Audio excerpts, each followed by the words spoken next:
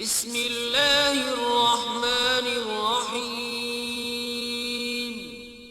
شروع اللہ کے نام سے جو بڑا مہربان نہایت رحم والا ہے۔ الحمدللہ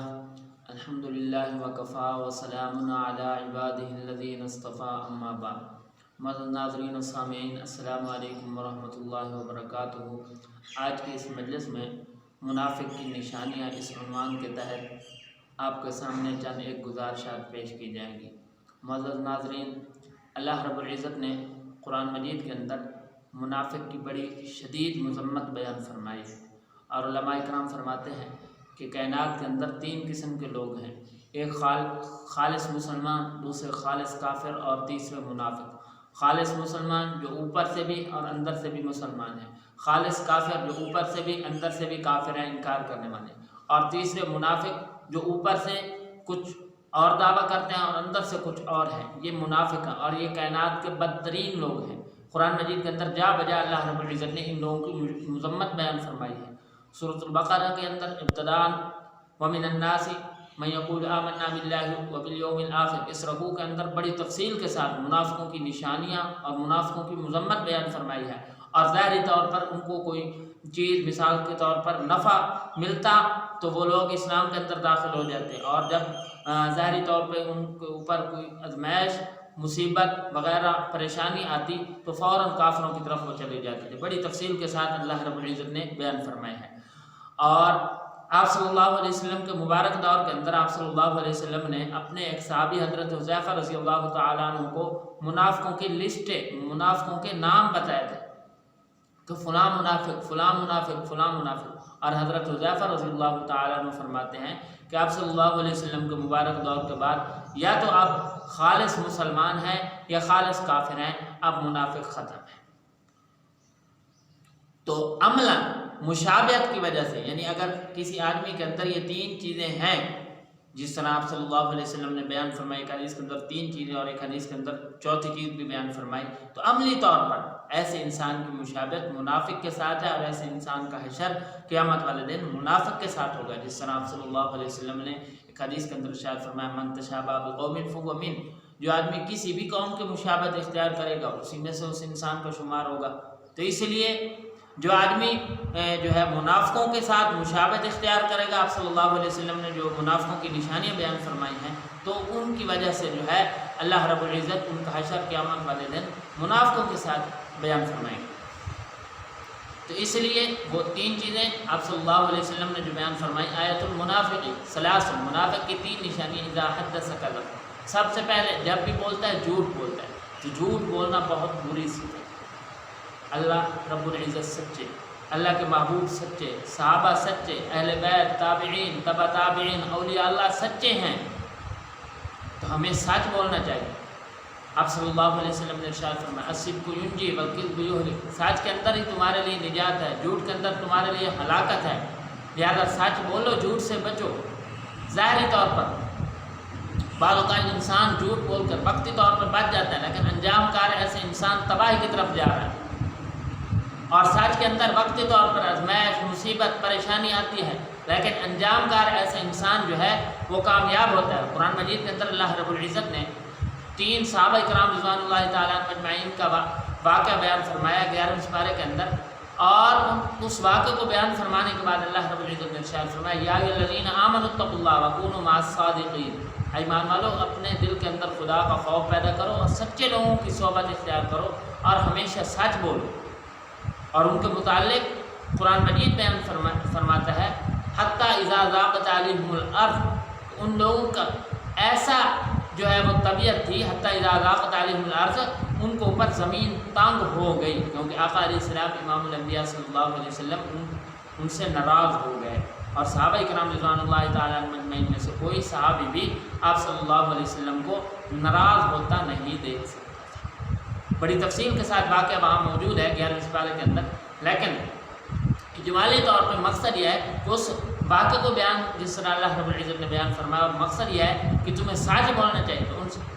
تین صحابہ کرام رضوان اللہ تعالیٰ عنہ اجمعین نے سچ بولا، وقتی طور پہ ان کے اوپر 40، 50 یا 60 دن آزمائش بھی آئی، لیکن انجام کار اللہ رب العزت نے ان کی توبہ کو قبول فرمایا، اور ان کو آپ صلی اللہ علیہ وسلم کی طرف سے بشارت ملی، قرآن مجید ان کے جو ہے برات کے اندر نازل ہوا، اور کائنات کے کسی گناہ پر اللہ رب العزت نے لعنت نہیں فرمائی، لیکن جھوٹ پہ اللہ رب العزت نے فرمایا الا لعنت اللہ علی الکاذبین، جھوٹے بندے پہ خدا کی لعنت ہے جو انسان جھوٹ بولتا ہے۔ یہ بہت بری صفت ہے، لہٰذا ہمیں اس سے بچنا چاہیے، ہمیں ہمیشہ سچ بولنا چاہیے، جو موقع کے حساب سے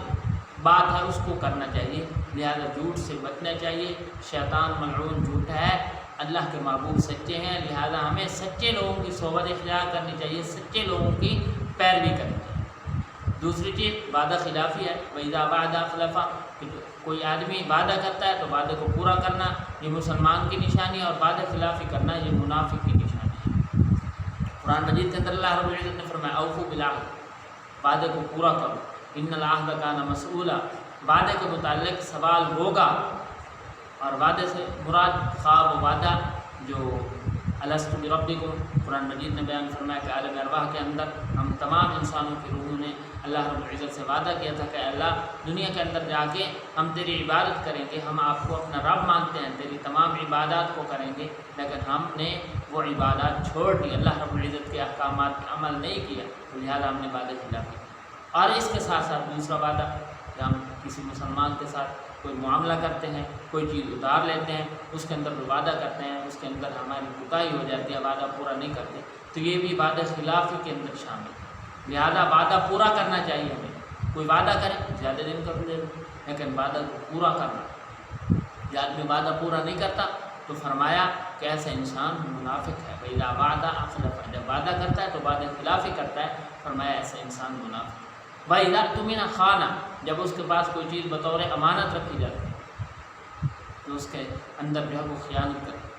اللہ رب العزت نے قرآن مجید کے اندر ارشاد فرمایا ان اللہ یأمرکم ان تؤدوا الامانات الی اہلہا،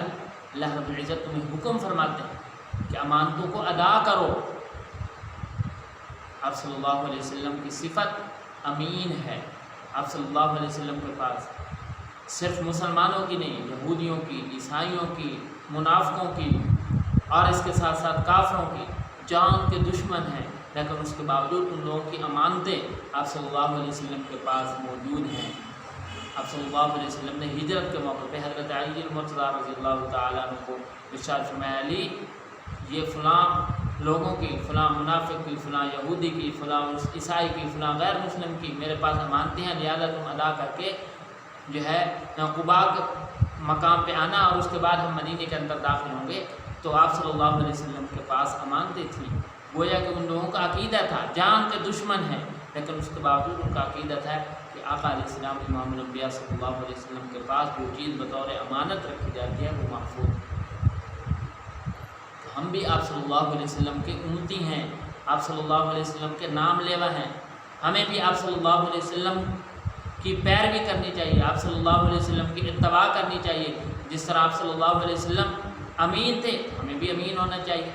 تو اس لیے اگر ہم امانت کے اندر خیانت کرتے ہیں تو امانت کے اندر بہت ساری چیزیں ہیں۔ آپ صلی اللہ علیہ وسلم نے ایک حدیث کے اندر ارشاد فرمایا مشورہ لینا یہ بھی امانت ہے، مجلس یہ بھی امانت ہے، مجلس کے اندر کوئی چیز طے ہوتی ہے اس کو باہر نہیں جانا چاہیے، وہ مجلس کے اندر ہی رہے۔ 4 آدمیوں کے اندر ہے تو 4 میں سے 5 ہی کے پاس وہ چیز نہ جائے، یہ امانت ہے، اور جو آدمی امانت کے اندر خیانت کرتا ہے وہ منافق ہے۔ کوئی آدمی مشورہ لیتا ہے تو اس کو امین سمجھتا ہے، مشورہ بھی اچھا دینے، بہت ساری چیزیں اس کے اندر شامل ہیں۔ تیسری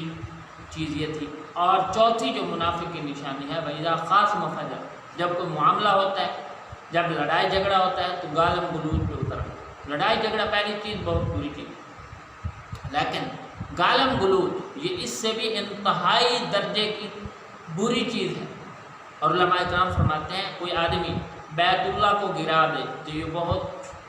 یعنی اس کے نسبت ہلکا گناہ ہے، حالانکہ بیت اللہ کو گرانا سوچنا یہ تصور بھی محال ہے، کوئی مسلمان سوچ بھی نہیں سکتا، لیکن اس کے باوجود مسلمان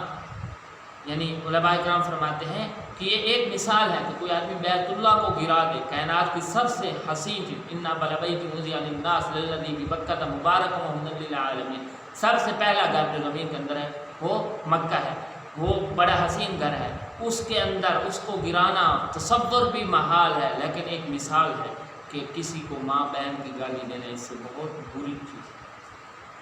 تو اس لیے آپ صلی اللہ علیہ وسلم نے ارشاد فرمایا چوتھی منافق کی نشانی وَإِذَا خَاصَمَ فَجَرَ،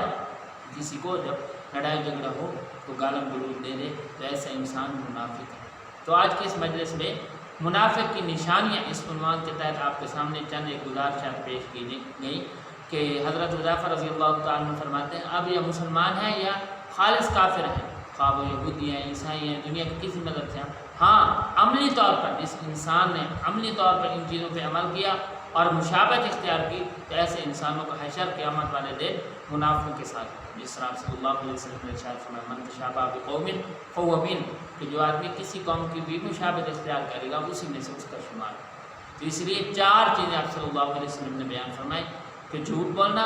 اذا حدث کذب، واذا وعد اخلف، وعدہ خلافی کرنا، واذا اؤتمن خان، امانت کے اندر خیانت کرنا،